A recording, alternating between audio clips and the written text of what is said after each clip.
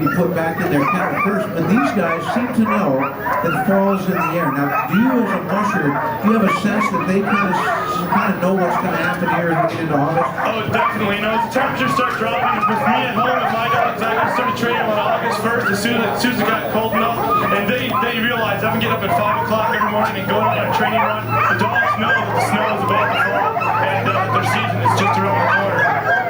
And what about the warmer weather? Is there ways that you train them in the summer as well, just to keep them fit? No, when it's summer and it's hot out, you have ways of keeping them sort of fit so they're ready for the fall? We need to keep the dogs cool, so water plays a really important role in our training. Being in the river is really important. As there we go, the puppies are back now, so we'll get these guys going here. But as I go through, I'll give you a little rundown of all the different positions of the team and what their jobs are out there on the trail. The main dog and the first dog out here, that means that these go to trail. They're the dog that we give commands to, and listen to our commands to get us on the trail. Behind them are the swing dogs.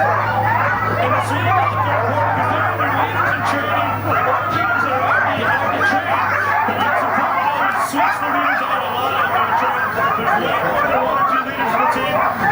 So if we have variety, each dog has a chance to run in front.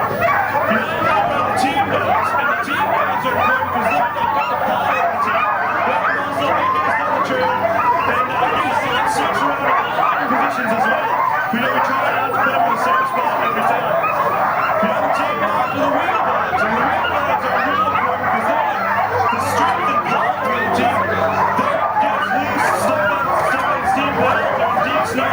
They let us let loose, and everybody else can follow behind and get us momentum going against them the trail.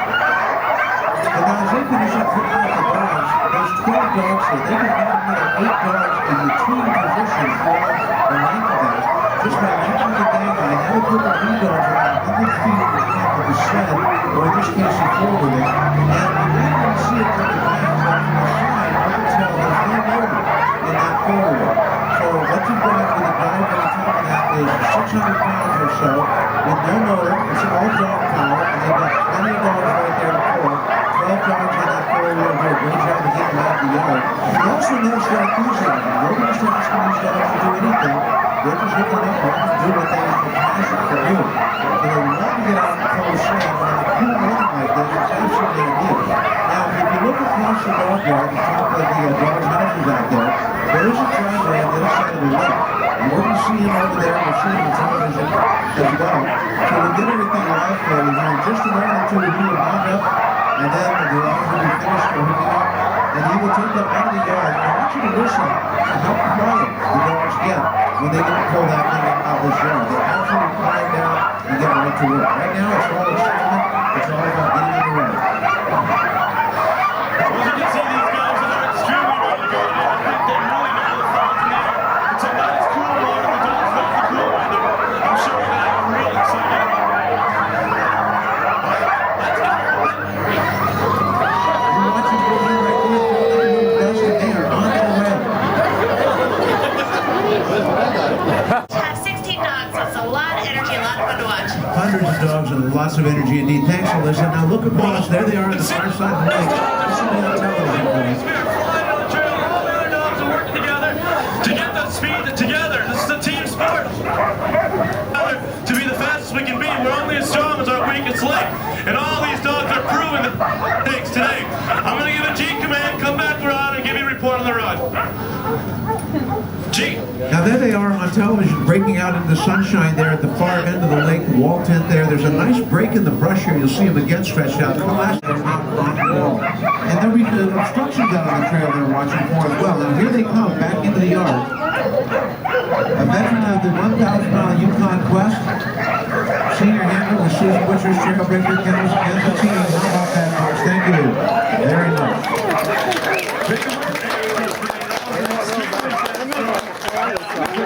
This is a perfect time for them, the fall time, and this cool temperatures, when they start feeling that, like you said, they definitely feel fall's in the air. Winter is just around the corner.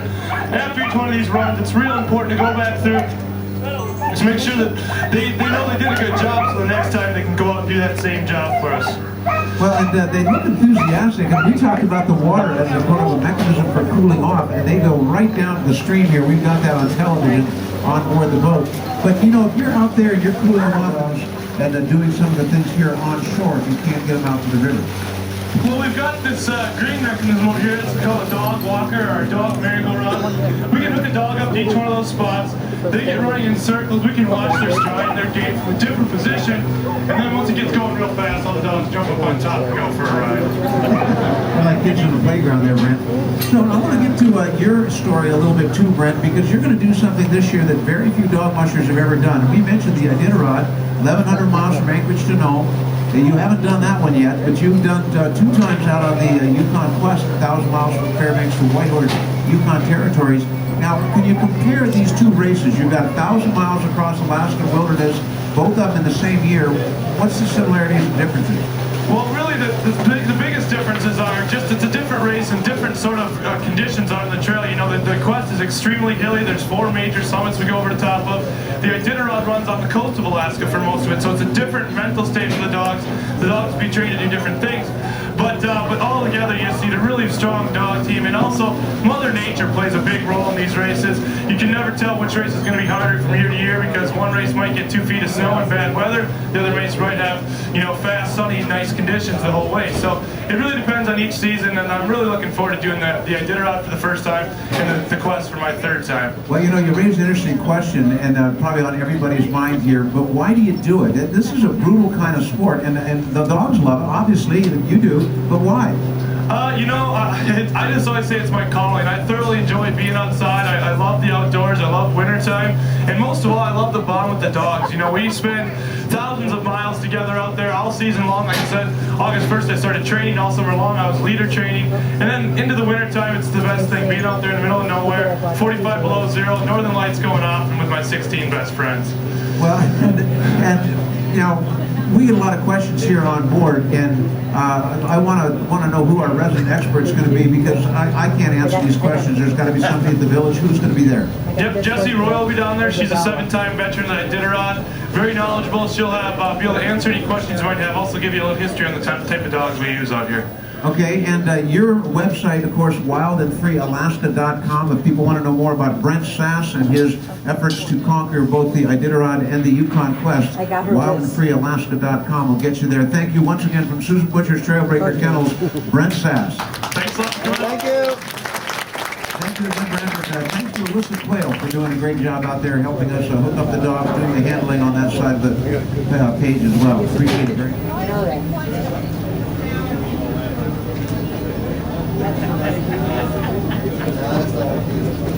Explaining a lot of that to you when you go ashore.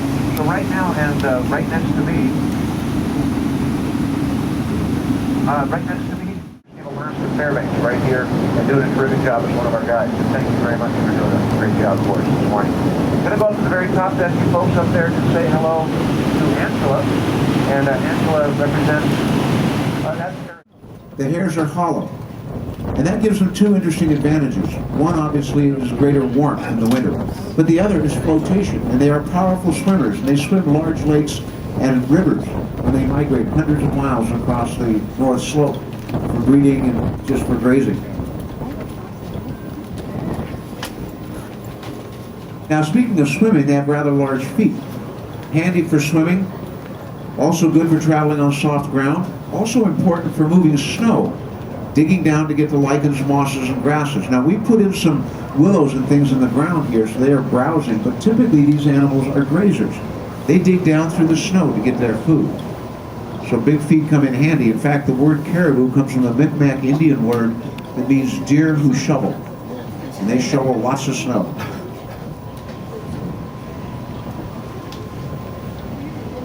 You can imagine the challenges. These animals, the reindeer turned wild, the caribou did not turn domestic. So now I've miscalled it. He's doing a little bit of an S-curve here, and he's going to go to our left here. Choose the battery pack. That's right, the battery pack. Okay. And we'll talk to him a little bit about how he would pick an island like this, because you've got to check everything from wind to the texture of the surface, the nature of the area, safety for land, and how soft speed.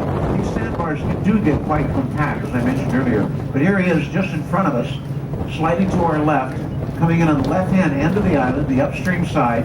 Flaps are down, power's back. He's doing about probably 38 miles an hour airspeed. There's a little headwind out there, and it appears he's almost hanging in the sky. And then very slowly, we'll watch a beautiful touchdown right there. And within a few hundred yards or less, he was going to taxi and stop right near the bow of the boat. In fact, that was really only about 50 yards. So a nice land.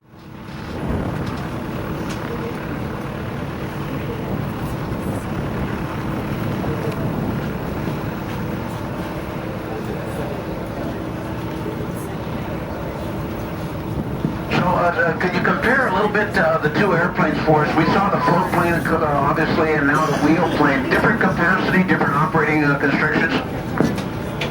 Well, the Piper Super Cub, when it's equipped on wheels, is a little bit lighter aircraft. This model here, since it's lighter and goes a few different places, I got an extra tank on it for long range, 32 gallons of extra fuel, so it gives me an extra 4 hours of fuel range. So, and then on the wings here are squared off for a little bit more flotation, but pretty much the same aircraft, just differences of where we land. The float plane on water, obviously, and then the wheel plane, we like to operate them off the sandbars. Carry these 31-inch wheels here for doing this off-field work. Well, what we're looking at there is, of course, bush flying at its best. I mean, you're sort of inventing a runway out there. And we saw you coming in, and I kind of miscalled, and I thought you were going to come in on the right. You came in on the left. You're obviously constantly checking these off-field type runways. What are some of the procedures to make sure you get a good place to land? Well, the big thing is the wind and picking out direction of which way you're going to come in. You want to be into the wind. If you're never been on this bar before, so you'd like to fly over and pick out the best place you can think you can land, and then drag your wheels on the second pass. Then on the third pass, I like to slow down as much as I can and come in and land and stop as soon as I can, and get out and walk around and move any logs or check out any ditches or anything. There must be. Now again, he's going to taxi over there to where he landed. You saw him, he came in real low and slow. There's a bit of a headwind out there, and that gives them a little extra lift. Now you mentioned the sandbars when they dry out, and they will create an enormous amount of dust. And it does create, again, a little bit of a maintenance challenge, getting into the filters and things like that. You notice those great big tires, they have about 4 or 5 pounds of air pressure in them. They're about 31 inches in diameter. Not typically used on a paved runway. Almost always used on off-field runways or gravel airstrips like he has in front of his house.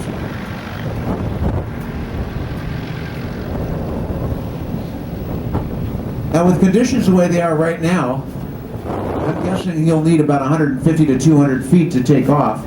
He'll turn at the far end of the island, give himself the maximum amount of room. He likes to have about 600 feet, and he's got well over 1,000 here on this particular sandbar. Getting over to the far side so he can take off a little bit of an angle and get a little bit of headwind going for him right here. Crosswinds always make airplane takeoffs a little bit dicey. All right, here he goes. Kind of a diagonal across the island, just a little bit different from his landing. And just a few hundred or a few yards here, and he's already in the air.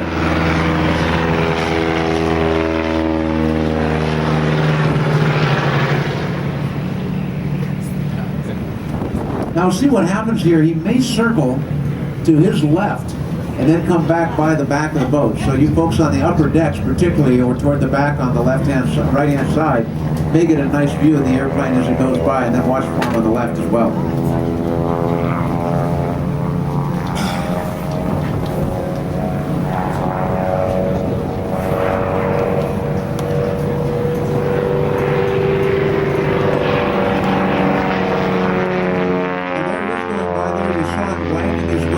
That's the Bush pilot salute. The airplane, a 1955 Piper Super Cub. Very popular with Bush pilots, as you can see. Well, the main reason for going to fish camp was to harvest salmon, and that's because my grandfather went trapping in the wintertime, and he always checked his trap line with the dog team, and he kept about 22 dogs plus puppies, and each dog would eat 1 dehydrated salmon a day.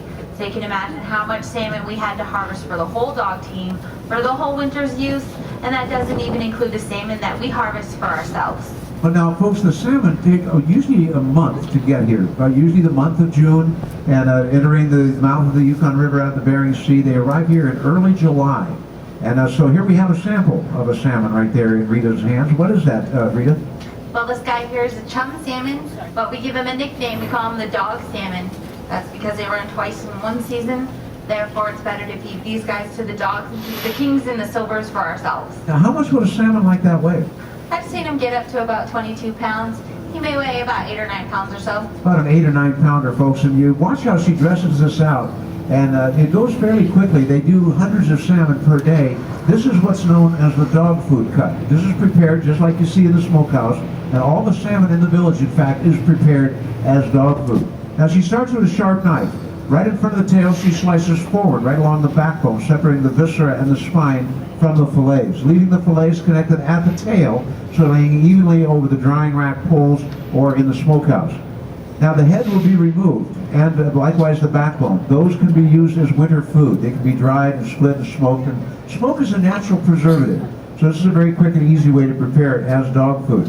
The scraps, they don't go to waste. Everything winds up being thrown into a big stew pot. She scores the meat diagonally right down to the skin to create plenty of surface area, and in well under a minute you've got a fully dressed 8 or 9 pound salmon. How about that?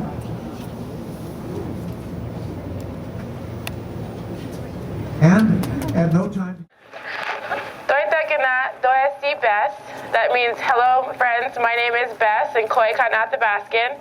And I'm Koyukon Athabaskan from the small villages of Tanana and Rampart. Tanana is the next village up the Yukon River from New Chilliwack, and that's about 60 miles. Now I am related to 3 major dog musting families here in Alaska, and that's the Males, the Earharts, and the Cochrans. Now each of my families do have many victory in this sport, but it's way too much to name to all of you. Now, I was participating in the sport as a young girl until I crashed and burned when I was 10, and I never got back on a sled since. I also did learn the skillful beadwork and skin sewing techniques, and also do know how to fillet a salmon, just like village life and the Western culture just in the past century. Now, this is the first of our 4 short stops on our tour today. Please try to remain with Ariel and myself, because we are on a rotating schedule with 2 other groups, and plus we don't want you to miss out on any of the information we're going to share with you today. Now keep in mind, at the end of your tour, you are welcome to roam around on your own, revisit stops, take pictures you may have missed, and ask us any questions, and that will be a good 15 to 20 minutes. But first, before I go on, I would like to turn it over to Ariel so she can introduce herself and something about the setting that we're in. Alright, good morning everybody. Now, as Beth said, my name is Ariel and I'm actually part Cherokee. I moved up here 6 years ago from Texas. I do live here year round. I love to go hiking, hunting, fishing, and probably just about anything that you can think of outdoors. Now, all of my family is in Texas and I do plan on visiting them very soon. So I actually just graduated from high school, and in about 1 week I will be attending UAF to study social work. Same for you in record time, I might add. Now, Dixie and Rita are both Butch and Athabaskan, and they grew up in the largest Athabaskan village here in Alaska, and that is Fort Yukon. Now, Fort Yukon is located on the Yukon River, and that is just above the Arctic Circle. Now there, they did grow up in a cabin much like this one that you can see behind me here, where they learned traditional bead sewing techniques and skin sewing techniques. Now today, they are famous beadwork artists and do have some of their garments in museums around the world. And in a second, I am going to share with you some of the pieces that they have made. But before I do so, Beth is going to tell us the traditional process of tanning hide. Alright, well if you look around us, you do see the hides of the largest game found in the interior. Now over here to the left, on the far side, you do first see the caribou, first side out, then the caribou skin side out. Right next to me is the moose, and over there to your right, you do see a small grizzly bear. Now these animals did provide the early Athabaskan people with nearly everything they needed to survive with. The meat did actually give them abundance of source, but as well the bones were fashioned into tools, weapons, and needles. Now the hides are particularly valuable because they're used for clothing, shelters, and lashing. Now once the men had went out there and killed the animal, whose job was it to do the tanning process? The women. Now the women shave off all the flesh and the fat, then clung to the inner side of the hide using the sharpened shin bone of the moose. She would turn the hide over, scorch off the fur with hot rocks from a campfire, then scrape the remaining stubble with the sharpened shin bone of the caribou. Now after both sides were shaved off, this left her with a piece of material called rawhide. This is the rawhide right here. Now rawhide is actually used in many different ways. One of them is you can cut it up into strips, use it as an all-purpose rope, and this is called bed beach. And you also use this to web your snowshoes. Now to continue the tanning process, the woman would soak the rawhide in a natural acidic solution made from fermented moose brains and water. And then she'd scrape it with this tool called a klobas. Now the klobas is much similar to the Eskimo ulu. The only difference, if you look closely, that the klobas has a serrated edge. Now it took the women days and days and days of soaking the hide, scraping it, and wringing it out, until finally 2.5 weeks later, when all the hard fibers turned into this one behind me. Now after all that hard work, she'd want to preserve this hide, so then she would smoke it. Now you can always tell a true native tan hide by the rich, smoky smell and the brownish color. Now I would like to turn it back over to Ariel so she can introduce to you some beautiful traditional garments made out of this tanning process. Alright, well here you have a ceremonial cheese coat and a maid's dress. And the floral design that you can see on these garments here are an Alaskan trademark. These do have a meaning other than just act as decoration. Now the flowers here on the back of this cheese coat are meant to represent the tracks of an animal. And the women would put that there on the back of their husband's coat in hopes of bringing them good luck during the hunt. Now here you can see the tracks of the wolf, the lynx, and the rabbit. The white and the pink connecting them represents the ptarmigan dancing in the winter snow. Now the flowers here on this maid's dress do have a very different meaning. They are meant to represent the flowers found where this woman would live. So if you went to this woman's village, you would find lots of bluebells and forget-me-nots. And the forget-me-nots are the Alaskan state flowers. Now both of these garments are trimmed with paper first, and a small white shell called the Titanium shell, which is a mollusk that is harvested from the sea, and it was used as an early form of currency between the Klingons and the Alaskan. Now I do think you guys should know that Dixie, Frida's mother, does have a cheese coat much like this one, but more ornate in design, and that is on permanent display at the Smithsonian Museum of Natural History in Washington, D.C. Frida herself has a maid's dress much like this one, but again, more ornate design, and that is on display at the University of Alaska Fairbanks. Now, don't they both do beautiful work?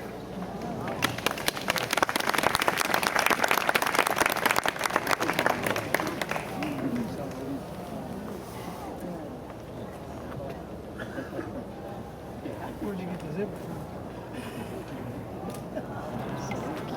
Alright, this next piece that we are going to share with you is an at-the-basket Yukon-style women's winter parka.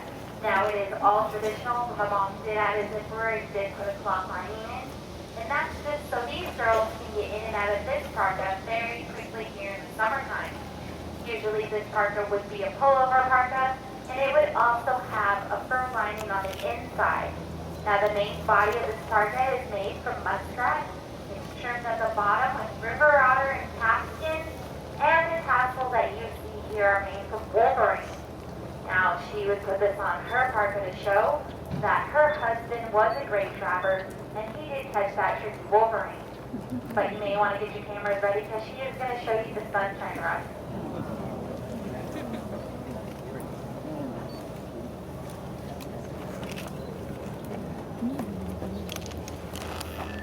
Now you can see why we call this the sunshine ruff. It does resemble the sun.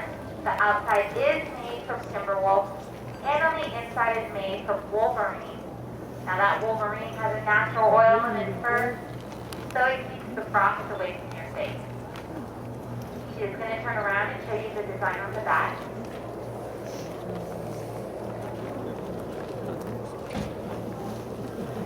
Now if this native woman was to walk into another village, the women there can tell which family she comes from, also what village she is from, just by this design on the back of her parka.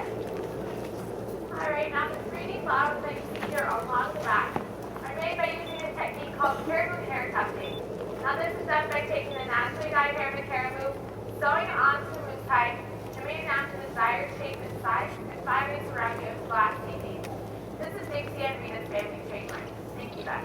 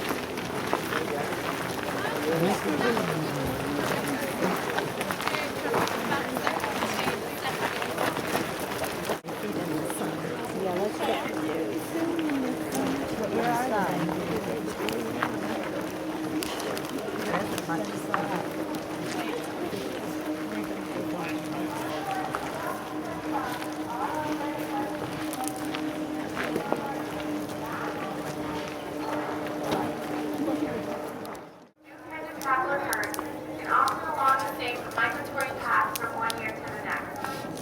So hunters did learn that path and then placed snares and fences along it, and that was the hope of snagging a hook or an antler, making it easier for them to kill an individual caribou. Now, another very important resource to the Athabascans was the moose. Now, for those of us who have seen a moose, we do know that they are much larger and in fact more solitary than the caribou. So those hunters did have to become very skilled at calling the moose. Now, they have 2 primary ways of doing this. One of the first ways we're going to share with you is to take the shoulder blade from a previous kill, like Chuck is holding up for us, and then to scrape it up and down the tree.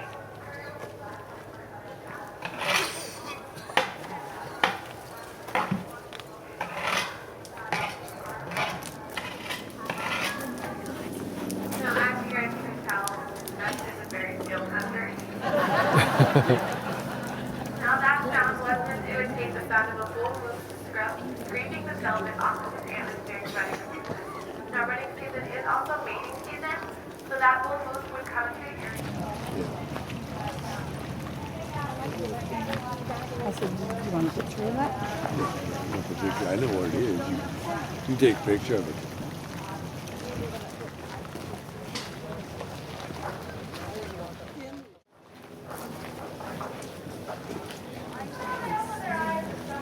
I got a picture of the outside of it. Oh. On the inside of it.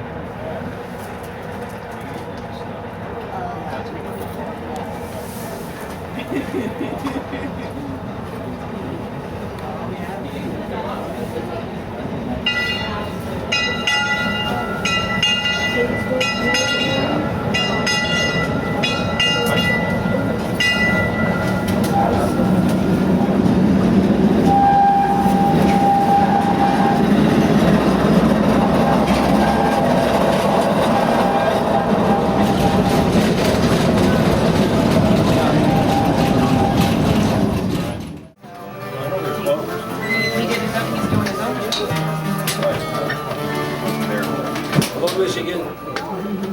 No, he wasn't on the U song.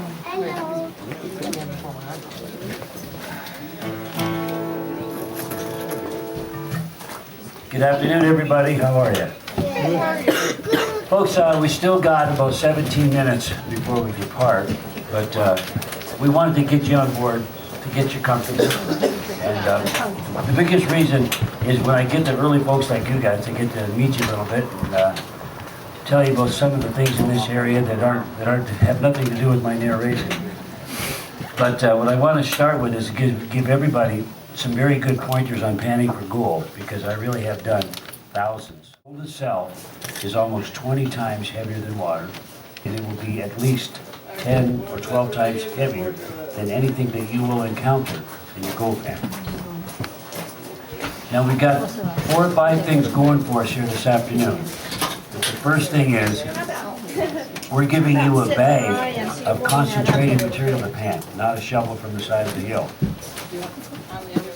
After you pan that bag, no matter what age, everybody gets one too, by the way. You didn't even bring us If there's no gold in the bag, we'll give you another bag. Even if you drop it or spill it, we'll take your word for it. And then we'll give you another bag and another bag and another bag till you get some. How's that? Can't go wrong. And you'll get some great panning demonstrations up at the main camp. The gold pans themselves are designed to keep the heaviest thing in that pan at the bottom while you separate everything else. And you need to be on your left. Okay, so I want you to stand up on the right if you want when we go by. We're almost there. I'm really liking the color of our deciduous trees, that golden, that gets green different. It's a beautiful, beautiful setting. Okay, you're welcome to stand up when we go by. This is the whole setup here. We got a stockpile of material, runner board for the wheelbarrow, fire tent to keep warm, and that platform is so they can be balanced when they let the bucket down, fill it up. It takes 2 to bring it back up. Now our permafrost tunnel, there's the height that we're at, very shallow. That's the top, okay? Slope is covered over here. It'll be dark when we're inside, just till we stop. Then I'll bring up some lighting. I want everybody to give a real big good afternoon to Tim when he says hello. Right about here, you'll notice a nice comfortable temperature. We're going to come on into a full stop, and on both sides of us here, all these segments, this is strata, thousands of years old, you guys. And here's some bones from a 3-toed horse coming up here. I'm going to show you kind of quick. Not this segment, the next one. Right at my hand level there. See that? There's the toe. And there's one more, but that's from the guy that didn't like Johnny Cash. We're going to get ready on the right. Tim's going to come out in the middle. You'll be able to see him just a little bit ahead of the train. He's wearing a hard hat with a carbide lantern, and that's the type of lighting they're used to working with. The reason why they clip that lantern on the hard hat so their hands free when they're working. Then they went to candles, batteries, and electricity.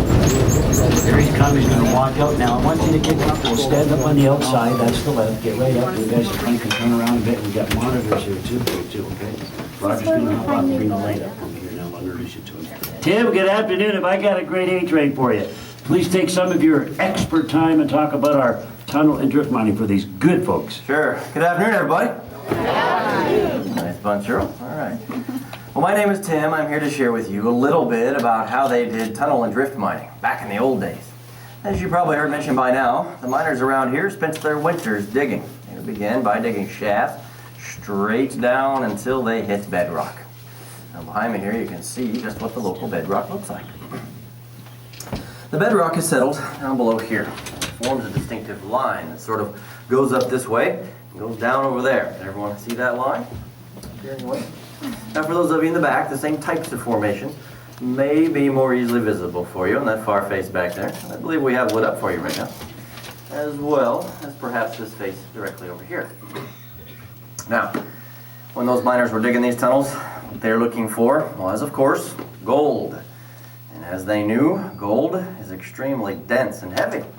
They had come to discover that over thousands of years, as the quartz that the gold was originally formed with broke up, that heavy gold was freed and allowed to settle and trickle its way down through all of this material down to the bedrock, where it would drift along and collect into pockets. Now those pockets are what the miners were chasing, and that's why they would dig down this far. Unfortunately though, when the miners discovered the gold was settled down this deep, the problem they were facing was how first they got through all of this material above it, which at first was pretty difficult for them. Because again, thousands of years ago, during and following the Ice Age, all of this material was frozen, solid, and became known as permafrost. Well, being underground is nothing new to miners, and they discovered that steam was an easy solution to deal with that permafrost. Up above on the surface, they'd fire a boiler. They would send steam down along these lines here, where it would come out to points, like this one. They would use that steam to simply thaw away the walls and ceilings so they could chip and scoop up the material. Then they'd haul it all to the bottom of the shafts and ore cars along these little railways here. I'll come back to that. Well, even with that relatively easier means of getting through the permafrost, it was still quite a lot of exhausting work for them to get down here. So before they'd ever begin digging, they'd look for some form of sign or guarantee from Mother Nature to help indicate where the gold was and make all this work worth their while. In particular, they'd look for other mineral deposits, like what you'll see over there. Now this is a zinc deposit. Now there's some other minerals in there as well.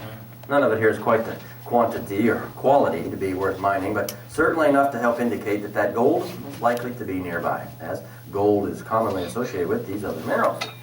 Those miners that spot veins like this on the surface, they follow them. They dig down here to the bedrock and branch out in several directions along this floor in search of that gold pay. Right over here, one of those ore cars I mentioned a moment ago that we've restored. And this is just like what they would use to haul the material to the bottom of the shaft. It's full of stones like what you're going to see quite a lot around here. At first glance, a lot of these stones are pretty plain looking. If you take some of them though and dust them off, look a little closer, you can see they shimmer somewhat. Can you see that sparkle there? Make that out. Now there are several different names for this material. One of them is mica. You're going to hear that name used quite a lot, especially when you do your gold panning later on, because mica is going to appear in abundance in your gold pan, and it's going to shine and glitter like this, particularly when it's wet and clean. Don't let it fool you though into thinking that it's gold, because it isn't. It's basically just a decomposed, broken up bedrock, just like the stuff I pointed out over there. Now for being a rock, it's fairly flaky and fragile. If you take any little tiny piece you think might be gold, a quick and easy and simple test is just to try to break it. If it does break up and crumble away into dust, it's mica. It's certainly not gold. Gold is a very soft and malleable metal. It would bend before it would ever break. Now mica here doesn't even really make legitimate fool's gold. Classic fool's gold is known as iron pyrite. There's iron in it. It's heavy, it's hard, it stays back in your gold pan, won't wash out easily. There's no iron at all in this mica. It's principally just a silicate. It's very light and soft and flaky. Crumbles away, floats right out of the gold pan. Most notably with the mica around here, if you look at it carefully again here, it tends to have this silvery sheen to it. Now by stark contrast, gold, and even fool's gold, usually has a bright yellow, golden color to it. Everyone asks us every single day if this is gold or not. It's mica. Keep an eye out for this stuff. It's everywhere. All right, enough of that. Now immediately behind the ore car, then next to me, you should be able to see a big pile of bones. These are the skeletal remains of animals that existed 10 to 30,000 years ago during the Pleistocene era, but have long since been buried and frozen and preserved by that permafrost. Placer and drift miners encounter bones like these all the time. We happen to have found a small tusk fragment, some ivory, from a woolly mammoth. It's quite a prize for us. Well, we've got more bones like this for you to look at up at the main camp in our gallery, if you're into this kind of thing. For now, though, we're going to roll you out of the tunnel so we can show you some of the above-ground operations and how those miners would spend their summers.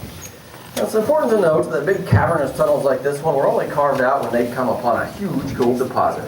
This tunnel here represents a pretty large drift mining operation. Typically, these permafrost tunnels, they'd be just barely wide enough for two men to pass each other with their wheelbarrows, not even usually high enough to fully stand up. Nonetheless, there were a lot of big and busy mining operations going on around here those days. Tim, thank you very much. A nice combo for my... Now go ahead and stand up and have a look here on the left. Tim's right down there at the edge of the creek. He's going to take over again. the solo operator, the self-employed do-it-yourselfer, the single Alaskan bachelor miner, the lone man seeking his fortune on the last frontier. Here I'm referring to the quintessential Alaskan sourdough miner, and here we present you one such typical homestead. The sourdough miner would seek out a creek that had two important criteria. The first was an abundance of timber nearby. The second was at least the suggestion of there being gold in the creek. Of course, the timber was necessary to help build and to heat their homes, which were often built directly into a south-facing hillside for better warmth and insulation. The water was, of course, necessary for drinking and cleaning and as a means to pan for their gold. It was efficient for them to construct a portable sluice box. This particular model here was referred to as a rocker box. I'll demonstrate to you why. See, in the top of the box would be located a large screen, into which they would deposit some material from either the creek bed or the bank nearby, like so. They would then pour water over that material while simultaneously rocking the box back and forth, literally, like so. See, the combined use of the water, the screenage, and the rocking action there would help separate the larger stones from the smaller. It would also help encourage that heavy gold to settle down into the bottom of this rocker box. Now, they would repeat this activity for quite some time before eventually cleaning out and panning the contents of this rocker box. They would then relocate the box either upstream or downstream according to their luck or their inclination. Now, of course, sometimes these sourdough miners did get quite lucky. They hit the jackpot and strike it rich. Usually, however, they would lose their shirts, and hence emerged the reference of the Alaskan sourdough miner as being sour in Alaska with no dough to get out. It was often much more lucrative for those independent miners to instead spend their winter times fur trapping and trading, and offer their summertime services to the larger mining operations, like what we'll show you next. Tim, you bet. Thank you very much, folks. Finish up your... Get all this equipment to show you how it works, folks. Here's Tim. Coming up on the right here is what we represent. Roughly about a medium-sized drift mining operation, where there'd really only be, say, 2 to maybe 4 men down there actually digging. Another 2 to 4 hauling the material to the bottom of these shafts here. And another 2 to 4 men on top stockpiling the material, keeping the fires burning and equipment running and so forth. Now remember, these miners would only dig in the winter time. That's for safety purposes. We're talking about dealing with frozen permafrost here. If it's allowed to warm up and thaw out, it essentially just turns into mud. You got a great risk of cave-ins that way. When the summer times would come, they'd seal these shafts off to keep it nice and cool down there. They'd proceed to wash through all the material that they'd excavated throughout the winter. Here is called a wash zone. At the bottom of these shafts, they'd have a loaded ore car, like the one I showed you in the tunnel, lowering one of these iron buckets down the shaft. They'd unload one of the ore cars into the bucket. They would then hoist the buckets back up, run them along these pages here, just like you see, all the way up to that pole, called the gin pole. There, eventually, the buckets would catch. See the bottom two cables? Little birds on them. I'm wiggling the one up there on this side. Those are cable clamps, and so you can adjust where those are located according to where you want the bird to go. You're just going to make the bucket stop right about there, swivel, dump its load, and then let them come coasting back down and bang into these logs here for the reset of the next load. Not like that, but all winter long. Now, therefore, those piles would get really big. So they would erect new gin poles and start new piles as they needed to in small rooms. By the end of the winter, there were piles of gold ore everywhere. And as that warm summer weather arrived, they would thaw each one of those piles back out again so they could wash all the gold from them. The washing of gold required a great deal of high-pressure water. So the summer work would begin by trenching for miles, midway along these high ridges over here, just as far as you could see through these alleyways, serving the channel to collect millions upon millions of gallons of water from the runoff, from the melting snow and the rainfall and so forth. They would gather up the channel and direct, and gravity beat all that water downhill through their hydraulic water cannons. Now, there would then be an incredible amount of pressure built up behind those cannons, such that they would just blast their way through those piles and wash and funnel all the gold material to their sluice boxes they had set up to dry. Behind me over there is the boiler I was referring to. They were fueled by wood. they would consume an entire cord of wood a day. They would clear whole hillsides to keep them fueled, and that's why they were called the dragons, because they would eat so much wood, breathe fire, and spit smoke and steam everywhere. But of course, what the boarder would do is boil the water, which would send the steam down along these black lines here. And as I mentioned, they would first send that steam down below the tunnel to help thaw them out throughout the winter. They would then send that steam to those piles to help thaw them out again throughout the summer. And all the while, they power the steam engines with it, like the one Eric's been operating over there for us. Those are called the steam dogfish. And all that's left today of that era are just a few remnants of equipment like this and many memories. But of course, the spirit of Gold Fever lives on in modern form. And that's what we're going to show you now. Yeah, thank you very, very much. Good job, guys. It's a hollow pipe they pound down to the bedrock, okay? Bring it back up, core sample. All it does. But we like that idea, folks, because we'll do hundreds of those instead of digging a big hole for nothing. One more thing, the trees on both sides of us, I didn't know that till we got to Alaska. They mean three things. North side of the mountain, permafrost ground, and when you build on permafrost, you got to be careful because it can shift and move and crack foundations. So they use a hollow pipe or I-beam, pound it down, get a platform, and build what you like on that platform. All right, now we're going to meet our mighty couple. I'm going to count to 3 and just give them a big hello with you guys, okay? They have to talk a little bit about safety. Remember, 4:45, you come back out on the train with me from this big building here. Now get ready, and they're going to get close to the train. I want to let them talk a little bit about safety, and you go back with them down there to the mine site. But that's our #1 lady mining right there, folks, and her husband, Dexter, and Mark. I've known them for 30 years, and they are the real thing and a lot of fun. Okay, here we go. 1, 2, 3. Give her a big hello. Hello! My goodness, Earl. Yeah, we got quite a day train for you and Dex. I'd say, well, howdy. Howdy. It's darn good to have you here in main camp. How about first off, a big thank you for our very talented conductor, Earl Hughes, and engineer Roger. Thank you, guys. Good job.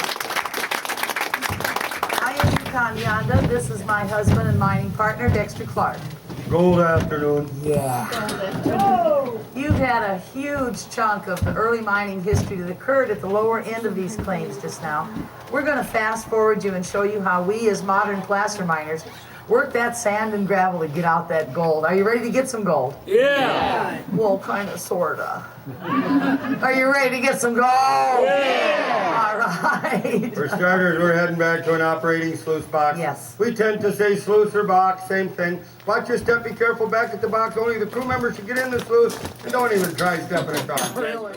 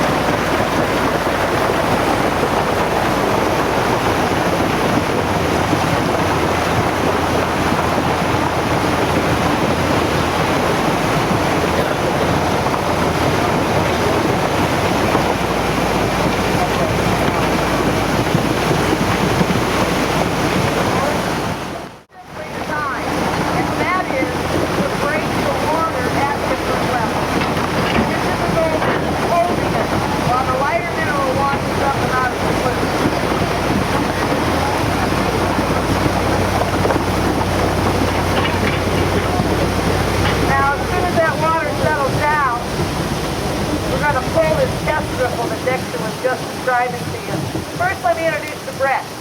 This young man's also first season camp, and like the majority, all of our crew, they're just outstanding workers and pay attention to detail. He's become a senior in high school last year. It's the greatest year of all, but he's also decided already that after high school, he's going to go into medicine. Give him a hand. He's a hard-working lad. And strong like bull. This is the test triple that Dexter described to you. What they're washing out is the richest part of the sluice box, the very top foot. We are going to pan this pay dirt out here in the box, show you how to move the water and keep the gold in the pan. There will be 5 of us spreading out to show you how to pan gold. I start by mixing the concentrate we got from the test rubble. Mix them up good, straight from the bottom. Trying to work it so each of our helpers has an equal chance to find gold for the panning demonstration. The concentrate that you work with also get very well mixed. Here's the dinner, dear. Thank you. Dexter and I own and operate a wide variety of heavy equipment, all of which are necessary in order to move the thousands of yards of dirt that we move in a season's time, both overburden, which is non-bearing gravels, and pay gravels. But this right here, the gold pan, it is the most important piece of mining equipment you're going to have in your camp or in your hands. And they're pretty versatile. I've used them as a shovel. I've washed up after work in them. And if you're on a remote prospect and don't want to pack out a kitchen, these make a darn good steel wok for camp cooking. We do prefer the metal pans. The plastic ones, you can only run over those. Yes, you can sit down to pan for gold. Hey, it took me over 20 years to figure that out. I got it from our helpers right here at the sloop. You know, given a chance, we can all learn a lot from our young people. Once you're settled in, the water's warmed, dump all the dirt in the pan at once, cover the dirt with water, start to swirl it around. Hear that grinding sound? That means everything's going just right for a little while. Keep swirling. And there you are, panning for gold in Alaska. One man's dream, another man's nightmare. Yes, it should look like a stone stew, the soupier the better. Heavy gold's already settling through the slurry towards the bottom of the pan. There is no gold in this top layer by now. We start to wash away only the topmost layer with an action that reminds me of a wave coming in out of an ocean at the beach. Let that wave effect pick up the lightest top sand and gravel each time. Big rocks that won't wash out, scoop water to rinse. It's okay to pick them one by one, especially if you'd like to take some rocks home. The quartz vein's the best we got. Or you can rake the rocks together. Always be sure to rinse the stones in some water in your pan before you pull them out. More water, making soup again. It's grinding, going good. Here's all the detail you'll need. To keep it grinding while getting ready for the beach, shake the pan side to side. I see a whole bunch of them. Okay, my working area now.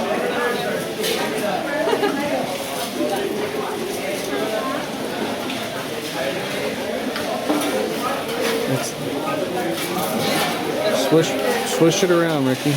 No. You won't.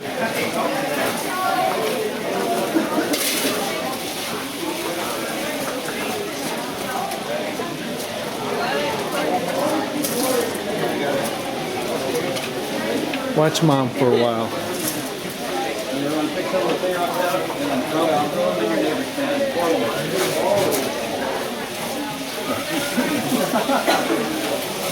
You guys are starting ready. Okay. Have on some water for the chicken.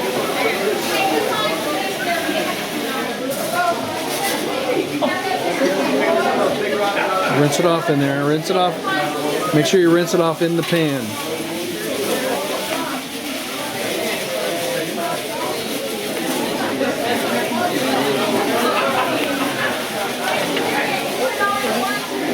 I think I found silver. That's the white cover. He wasn't watching.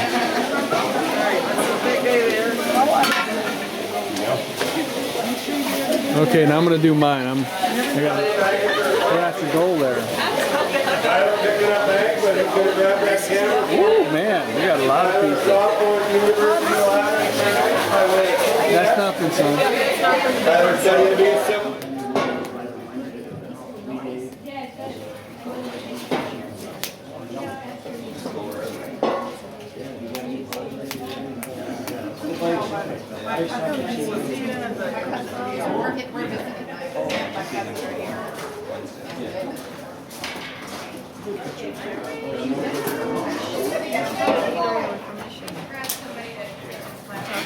Yeah.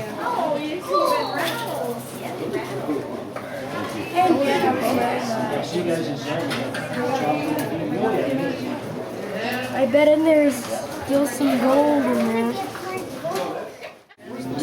What's that? Go back to that back wall, take a right, and another sharp right. You see in the case.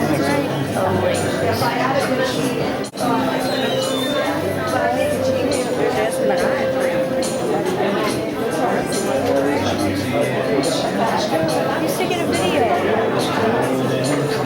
All right, we got you in there. Hey, look at it. Do you think it works? Do you think it works? Probably not.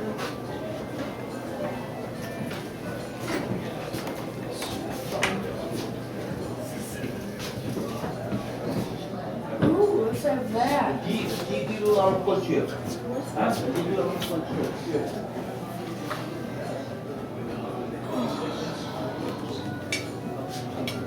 It's Alaska. I know.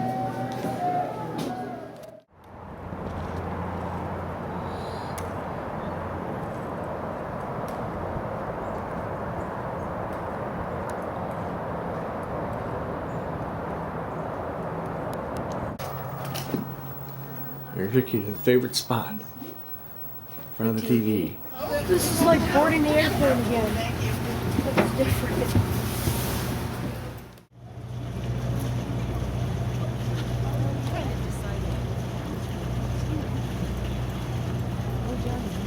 Yeah, I'll get one on the way back. Remind me.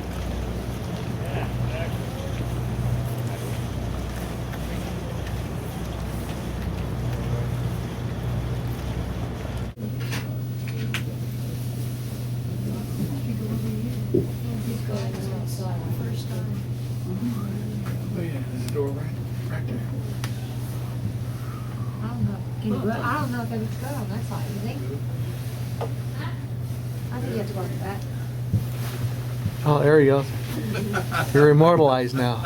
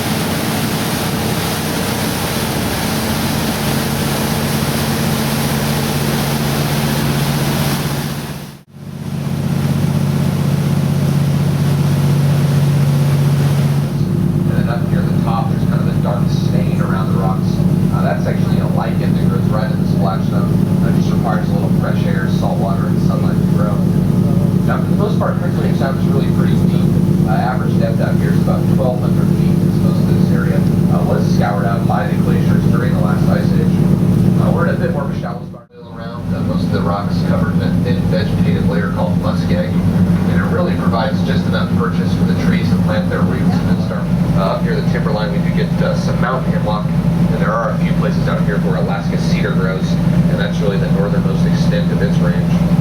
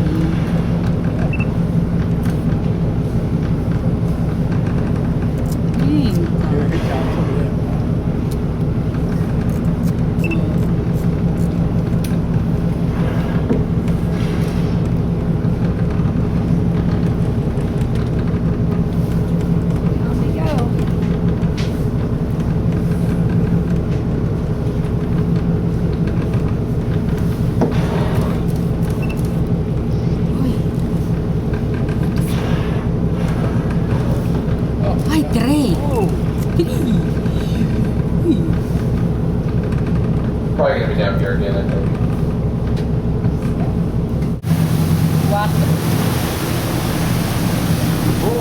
Four, yes.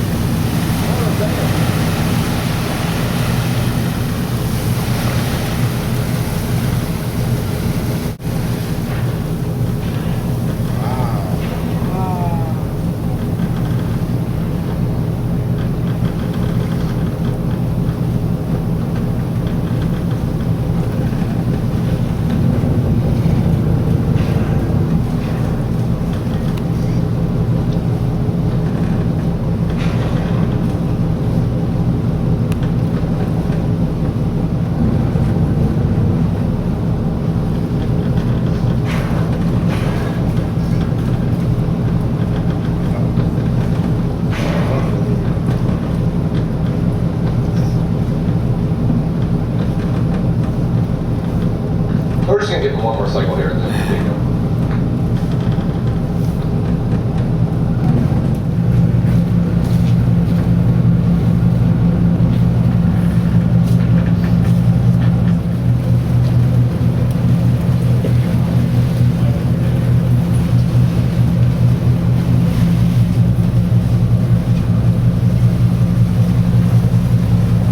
Well, I guess they're just right directly back behind us, so we're just going to sit here.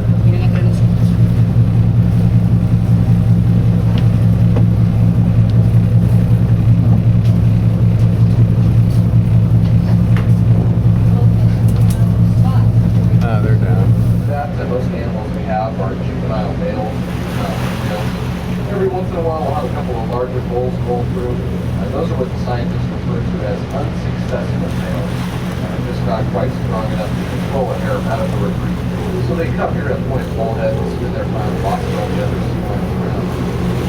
That's really a pretty good spot for them. They usually find them here year round. On the southern facing rocks, they get a lot of sunlight in the summertime when it's sunny.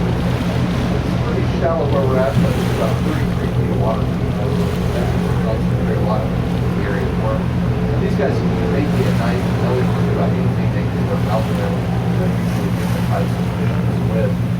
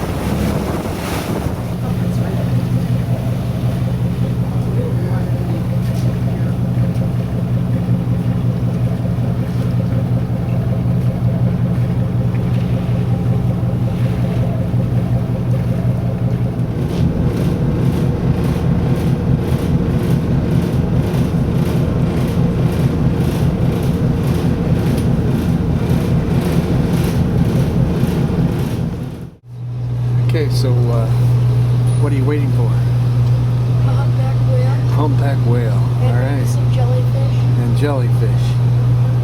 All right. Oh, just some interviews. Any second now. Any second.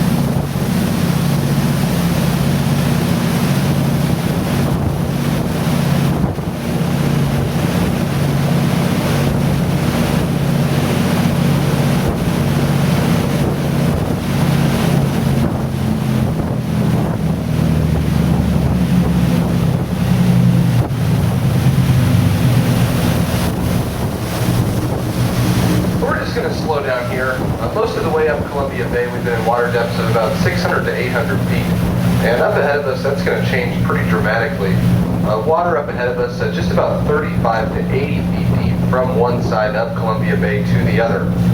And you can see a line of large ice at the bottom act like a giant dam and really prevent us from ever getting past this point.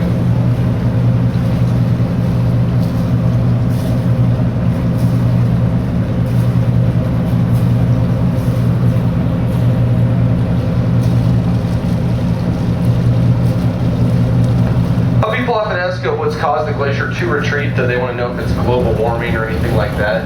Glaciologists aren't really too sure. A lot of the other glaciers here in Alaska underwent this catastrophic retreat, as it's called, about 300 to 500 years ago. And at that time, not too many people out here studying these things, so a lot of the estimates and things like that they make is really quite a bit of guesswork involved. They know for its face to crawl up out of the water, back onto bedrock, it's got about 18 to 20 more miles to go, but they're not sure if that's going to take 20, 30, or maybe even 50 years to occur. People often ask how old the ice is. They think it's thousands or millions of years old, but not really the case. Ice from Columbia is actually pretty young. The glacier is just about 35 miles in length, and it moves down out of the mountains at about 50 feet a day. So it really just takes about 250 to 300 years for the ice to fall as snow, compress down into ice, flow down the glacier's length, break off into the water, and then float out here to where we're at. Now the glacier, of course, has been here a lot longer than that, at least since the last ice age, but it kind of helps if you think about it like the hair on your head. It's never quite as old as you are.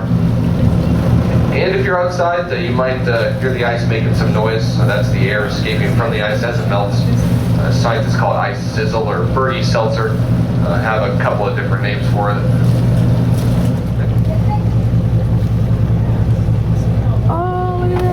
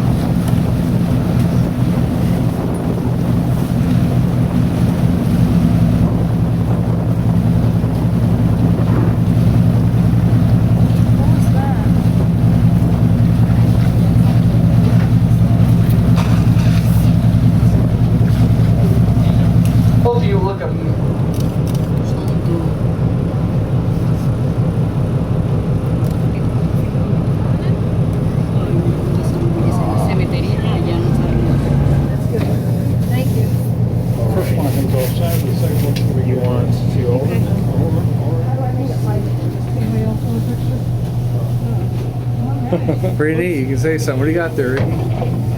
A glacier. Glacier thing. Yeah, they're both okay. How's it taste? I don't think so. Very good. You want to see him? I'd head on down to the front of the boat. You can look right down to the water and see him swimming along. I really just like surfing for him. The boat kind of creates a pressure wave as it moves through the water. Yeah. It's hitching a ride. They can actually travel at about 35 to 40 miles an hour if they want to, but usually about 10 knots they like the best.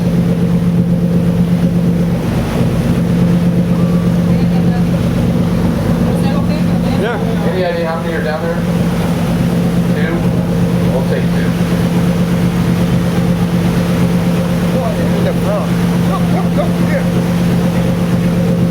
Right hand side. Coming back behind us as well.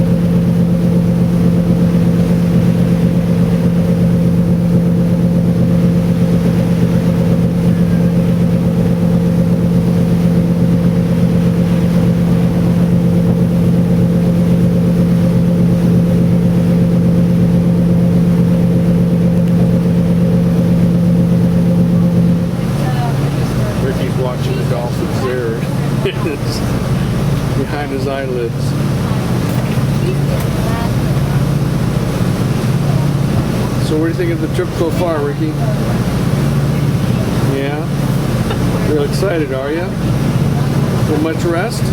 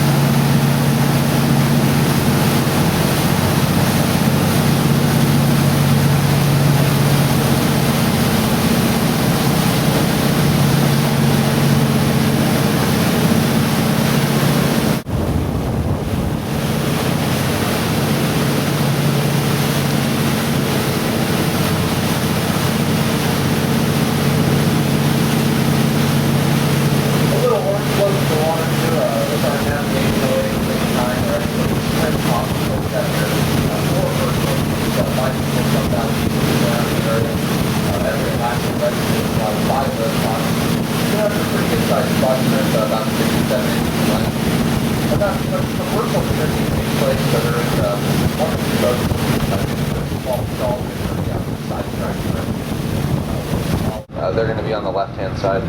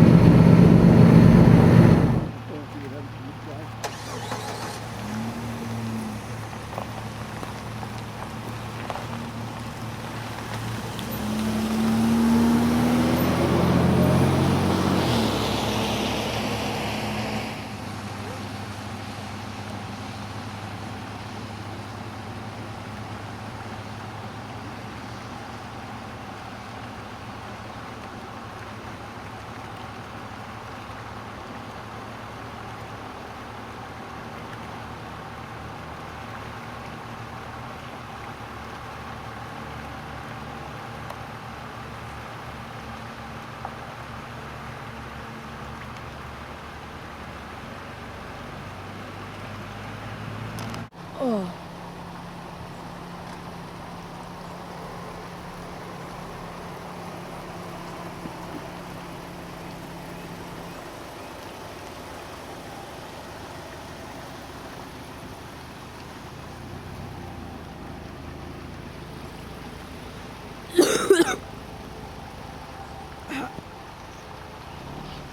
Sorry. Oh, maybe it's supposed to do it.